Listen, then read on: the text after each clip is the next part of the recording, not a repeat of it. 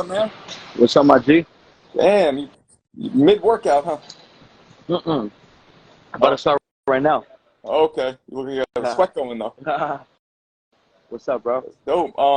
Good, man, good. So, where are you at? What state? I am in Arizona. Not really too sure exactly what city I'm in, but we're out here for Emiliano's fight. He's fighting tonight on the Oscar Valdez Navarrete undercard. Oh, that's dope. Yeah.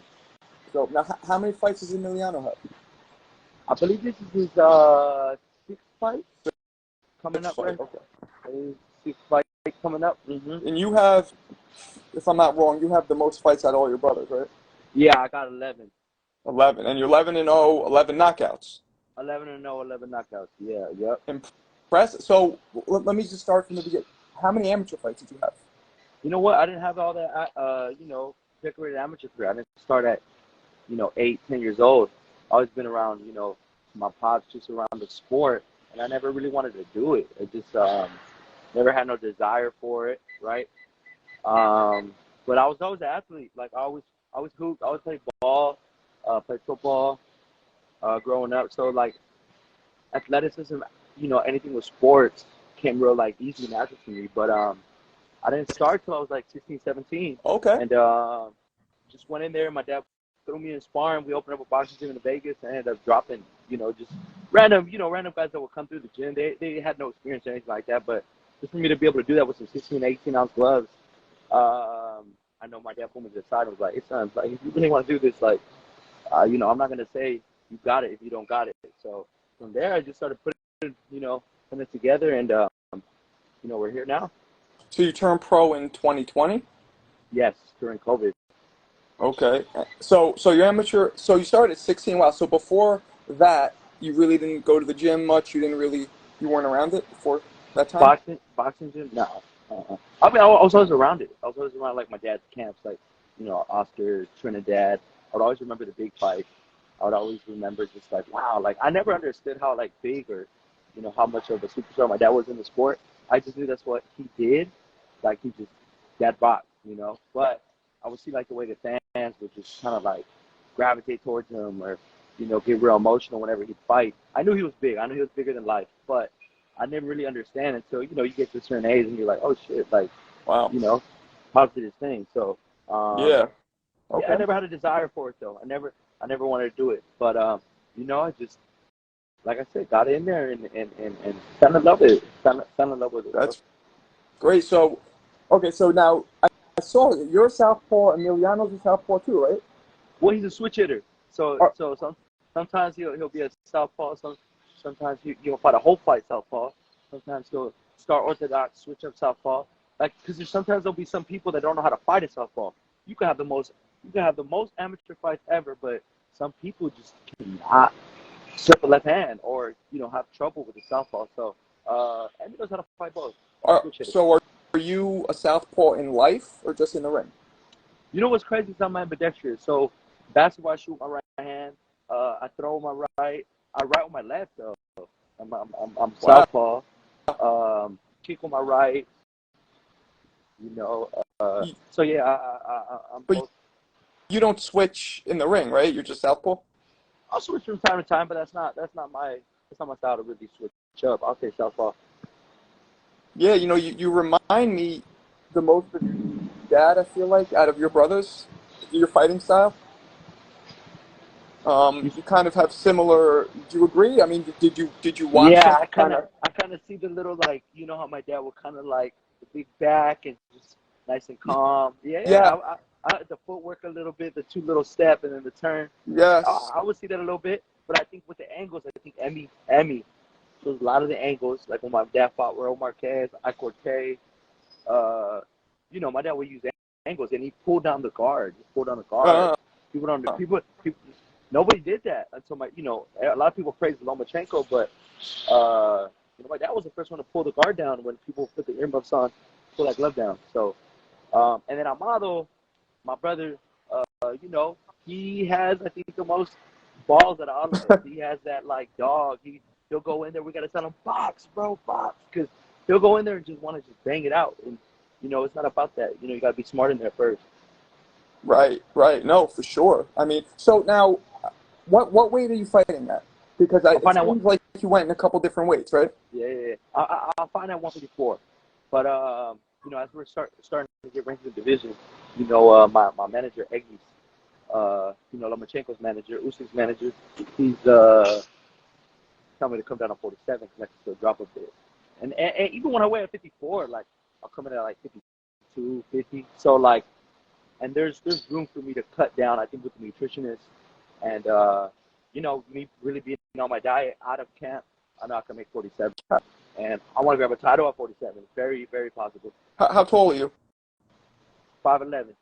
Okay, so you're my height. Okay, yeah, so that's kind of tall for 47, even 54. Yeah, yeah. Yeah. How many fights do you see yourself having? How many more until you think you're ready for that title shot? Whenever my team, gives me that green light, I feel ready now. I feel I have the skills to compete at the highest level, and it brings my confidence up. But again, this fight game, what people don't realize is because of our last name, they already want us to go in there all crazy. And my pop's career, a lot of his downfall, a lot of his, a lot of people criticize. Maybe if he wouldn't have stepped into the Trinidad fight a little too soon, or the De La Hoya fight, maybe the outcome of his career he may have had a little more longevity. So look, I got two-time manager of the year, Eggy's clean muscle with me. Whenever he says we're ready to go, we're ready to go. But we need the fight fans to be a little patient. I didn't have all this crazy amateur background, so I'm getting my experience. I'm getting my rounds in. Me and my brother Amado have this big fight card. I'm in camp right now, but I'm out here. I got to support my brother. It's the dynasty, so we fight 2 weeks after today. My brother fights. We fight in Edinburgh, Texas. Over 10,000 people in attendance. I know we're gonna sell that out, bro. We promoted this fight about a month and a half ago. The mayor was there. Wow. I mean, politicians were there. 2, 3 truckloads full of kids. Amateur kids were coming out, and a lot of it, of course, is because the love that they have for my pops, and it's crazy because, bro, honestly, not even world champions or like I wouldn't say world champions, not even Olympians or like people on the top rank stable coming up have this type of support, and it's unbelievable. Like the fans, man, tune into our fights, buy our merch, and it's just like they're the ones that keep it going. Wow. Yeah. No, for sure. So what other guys have you sparred at? What other world champions or whatever have you sparred that have given you that kind of experience? I've been there with Ugas. I've been in there with Chris Eubank Jr. I've been there with Sean Porter. I mean, bro, the list goes on and on. So when someone could just sit behind a camera or sit behind, a keyboard and just say nonsense, we're getting our experience where they don't see it. And when it is time for us to do it under those bright lights, of course, we're going to do that. But, my brother Amado sparred Robertson Ramirez, Hank, Shakur Stevenson, Miguel, Jorge Linares. I mean, the list goes on and on, bro. Like, my dad throws us in there, and he ain't trying to baby us. Throws us in water, we gotta find a way. Right. Right. So now, remind me, is your dad involved in your training? My mom or my dad? Your dad. My dad, absolutely. He looks at everything. He's the most jealous trainer in the world. Hey, after sparring, the coaches try to like tell me, "Hey, champ, ooh, like you should do this. You should watch him." Be like, "Hey, Vato, don't be fucking telling my fighter what to do. You don't think we know that? We're working on this. We're working on that." I'm like, "Yeah, bro." Well, he was always feisty, your pops. Yeah, right. To say the least. To say the least, yeah. No, he was always, yeah.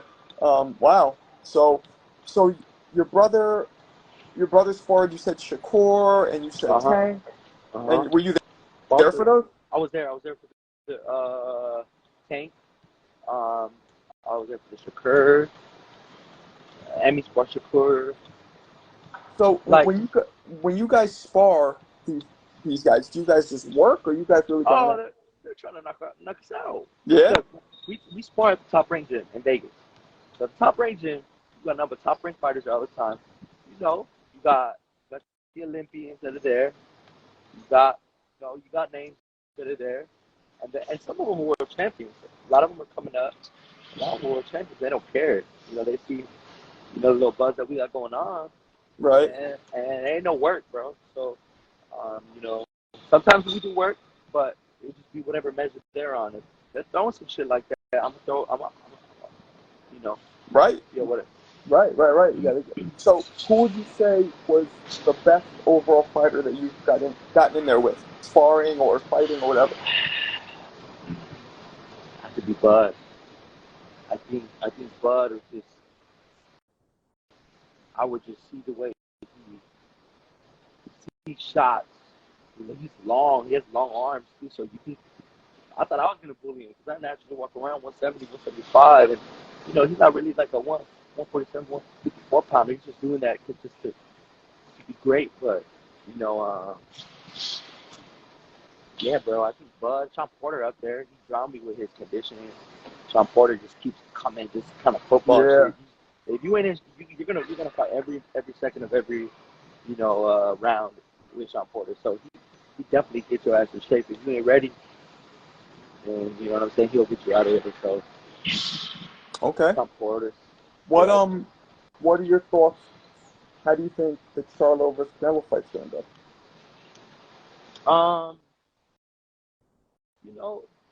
I feel Canelo at the end of the day has experience, and experience is everything in fighting. So, again, he's a hell of a champion. I tip my head up to Charlo, but there's weight classes for a reason. As you saw with Canelo and Bivol. So, you can move up 2 weight classes. You've been out the ring almost 2 years. I'm gonna just be real with you. I mean, I see him getting stopped or knocked out. Okay. 9th, 10th round. Okay. I mean, yeah, that's a big bite. It's a lot to chew for Charlo. It is. Yeah. But I took my head off to him because that whole Lions mentality, Lions only. Hey, he's going up against Canelo, so you can't say nothing. I mean, people can say whatever they want to say about Caleb Plant. He got in there with Canelo, and everybody's so quick to comment, but you ain't feeling them shots.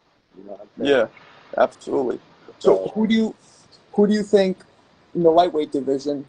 Who do you think is the cream of the crop? Emiliano Vargas. Okay, besides your brother.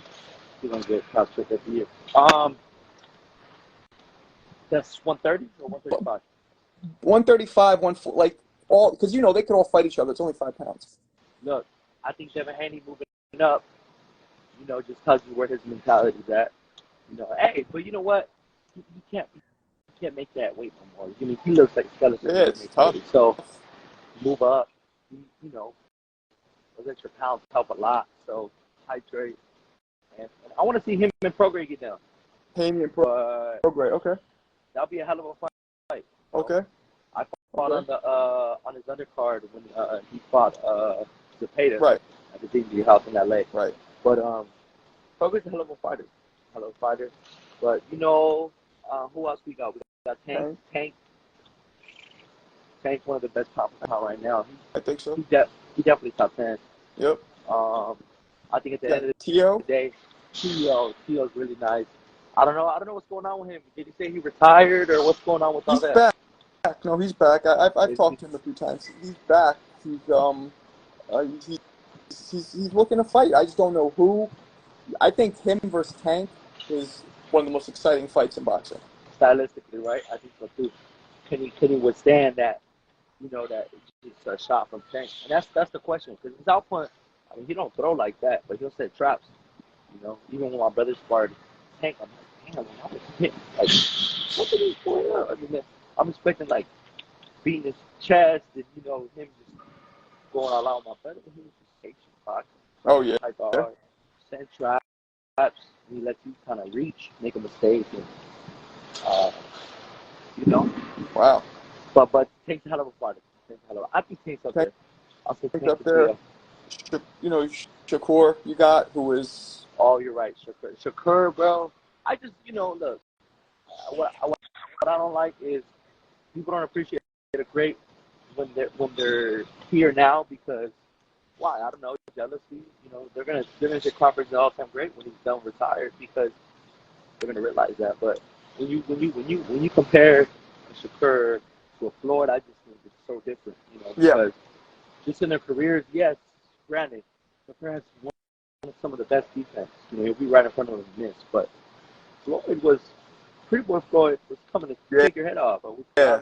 Scotty, he was No. more Yeah. of a puncher. He wasn't a boxer puncher. He was more like, Yeah. I mean, he would do the jumping left hooks, and Yep. you wouldn't see it. And Yep. then he turned into it's a defensive fighter. He just got older, but I don't think his defense is to Floyd's level. But his defense is one of the best right now, most definitely. I take my hat off to Shakur. He's a hell of a fighter. He's a good, yeah. I mean, Shakur, you're right. I think he's a very defensive and technical fighter, but visually he doesn't look like the best sport, Yeah. in the ring. Yeah. But I guess the mentality is the same. It's like defense first, take your time, be patient. Definitely. And that's smart. That's the best way to go. That's what my dad sends us. He says, primero inteligente y luego valiente. So that means first use your intelligence, and then when you got to use your balls, use them. But don't just use your balls just because, and the Big G says that. So, we take his schooling and to this day, me and my brothers, we think that, even in the locker room, stay behind your stick, stay smart. Right. You got to, So, do you feel any kind of pressure to maintain that knockout streak now? Because it's getting up there. Not at all. Oh, yeah. Hey, it's like this, like what my dad says. You look for it, you look bad doing it. So a lot of the times, some of my best knockouts I have, it came to me. The shots opened up and it happened. I wasn't even really trying to load up like that. But when I'm loading up and when I'm, overcommitting and I'm getting hit with dumb shit, my dad's like, listen, you're trying too hard. Right. The shots open up and, I don't put that on myself. Yeah, social media or whatever, they label me as that, but I don't go out there like, oh, I'm going to go knock him out. Right. Well, I've noticed watching you that you counter a lot. You capitalize on mistakes a lot, and those are going to produce the knockouts because it's the punches that the guys don't see coming. Yeah. So, no, you're right, though. But, at some point, people are going to start focusing on it. Like, remember with Berlanga, how we had all the knockouts? And that's what I don't. That's what I don't want. So if I do go to the distance, where they say, "Oh, see, I told you they threw bumps in front of him." It's always something, bro. I know. So they say something about Crawford, and it's like, how are you gonna say something about the man when he just 2 weight divisions in his career? It's nuts to me, but that's controversy. America's built off controversy, and that's the fight game. Everyone's entitled to their own opinion, so let it be. Right. I'm excited for the future, for what me and my brothers got and what we got to offer. We all got something different.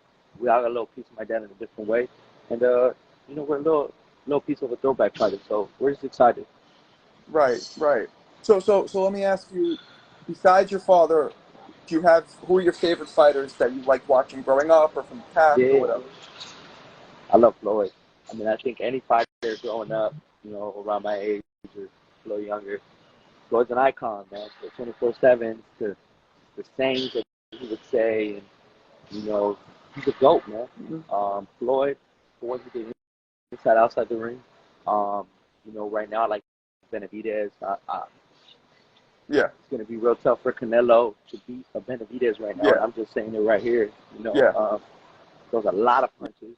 Canelo lowered his punch output now. He's more of a 1-1-2 hit you on the shoulder type of guy now, but it works for him. He gets harder. He's a little older, so he don't. I mean, younger Canelo when he fought like Josecito Lopez, that Canelo was throwing it. Right. Combinations, punches and bunches, but it's gonna be real hard. So, Benavidez, I like him. I like Tank. I like Crawford. I like Loma. For different stuff, I just like grabbing different things. But what about what about old fighters that are retired? Is there any guys that you really like that? I think Roy Jones Jr. is one of the best fighters ever. I think Roy Jones Jr. had his own era.